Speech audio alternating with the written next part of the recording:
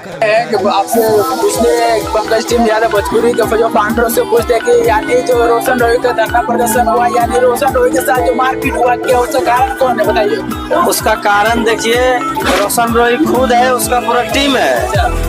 वो लोग जब वहाँ पे वो लोग का प्रोग्राम चल रहा था, पहला नंबर तो प्रोग्राम में कुछ परमिशन नहीं लिया थाना से। थाना से मतलब परमिशन नहीं लिया था। तो राइट का उल्लंघन है। हाँ, उल्लंघन किया, फिर भी वो लोग किया करते हुए उसमें पता चला हमको मेरा टीम का हवाले से कि वो लोग टिकट का दाम इतना बढ़ा दिया था कि अब जिसका पास कम रुपया हो कैसे अंदर आएगा। बिल्कुल, ये फैन देखो, सबका फैन होता है, इसमें नो डाउट फैन। तो अब हर फैन का पास पैसा नहीं होता भाई, सबसे बड़ी चीज है पैसा आज के डेट में। तो लेकिन हम ये पूछना चाहते हैं कि भोजपुरी इसके यानी महंगाई की जितना भी मतलब फैन है, वो बोल रहे हैं कि महंगाई का एक ही किंग है, लेकिन हम पूछना चाहते हैं आपसे, वो किंग है कौन?